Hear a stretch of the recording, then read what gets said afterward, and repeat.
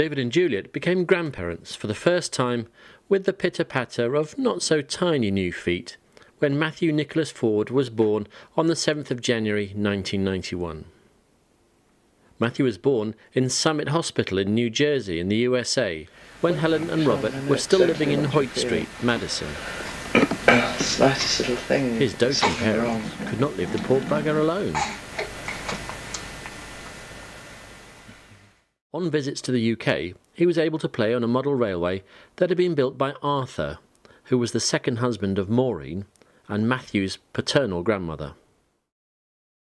Elizabeth Davis, who was better known as Beth, was also born and raised in Gleneath, the daughter of Tudor and Cynthia Davis. But she had moved to London to work for Barclays Bank. It was there that she met Connie Sullivan, and they were married in 1991. She was working in Barclays in Neath, and she had an opportunity to go to London as an inspector, which she did, and from there on her promotions were thick and fast. And while she was there, she met Connie. We didn't really know what to expect, because all she told me on the phone, "Mummy, I've met this lovely boy. He works on a building site and he's from Cork." And I thought, oh my God, what have we got? But when I met him, I knew he was just right for her. And he was very, very good to her, and he nursed her all the way through. Beth Sullivan died from ovarian cancer in August 1993. She was just 29. By this time, Jill, the daughter of Windsor and Margaret Nicholas, had married Brinley Hughes, a dairy farmer living on the outskirts of Tenby, South Wales.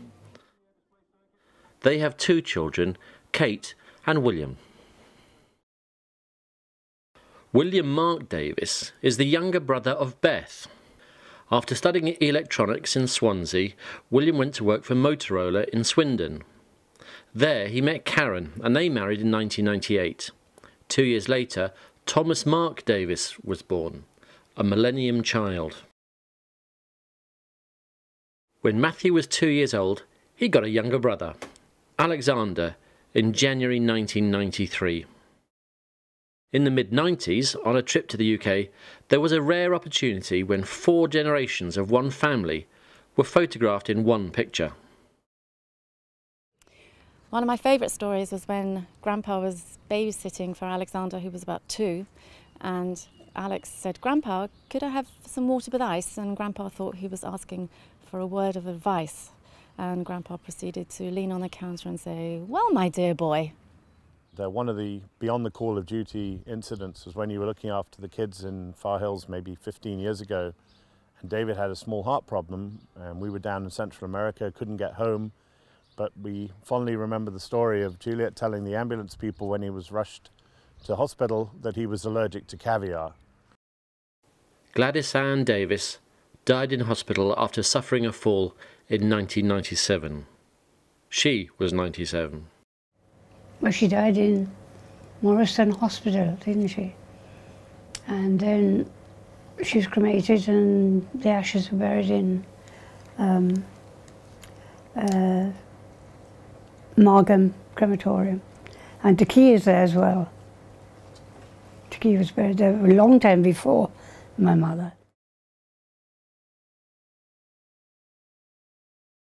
For some years after their retirement, David and Juliet would go on many cruises, where David would be required to lecture during their time at sea.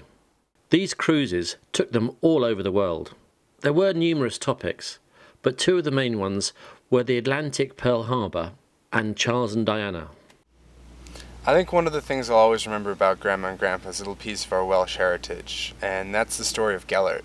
For those of you that aren't familiar with the story, it's Gellert was a man's dog, and the man went out hunting one day, came back, and Gellert meets him at the door, his muzzle covered in blood. And he goes in and sees his baby's crib overturned, and he assumes that Gellert's killed his child.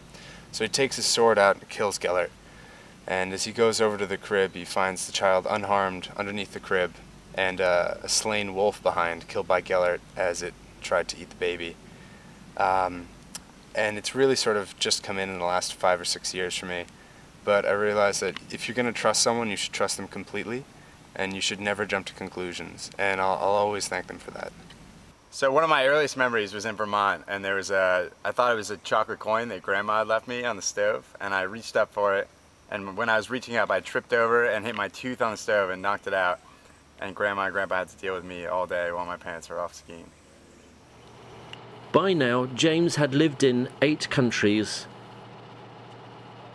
and covered many conflicts and wars around the world. He had many dealings with the military, although not all of them were that bad. In February this year, David received a Lifetime Achievement Award from the Royal Television Society. After a long illness, Judith Reddings died in hospital in March of 2012.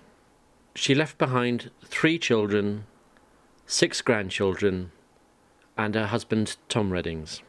I think they remember Judith as a loving mum and absolutely full of fun. She'd always find humour in everything that they did, we did, and she did.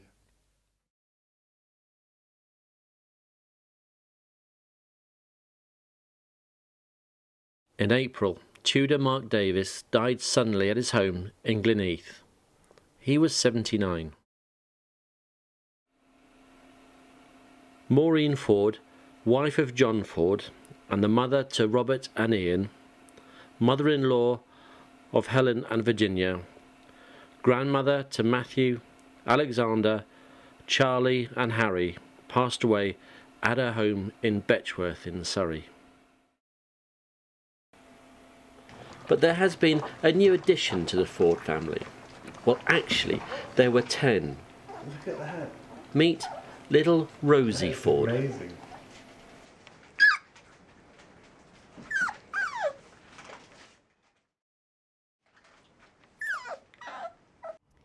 I will, of course, be forever in your debt.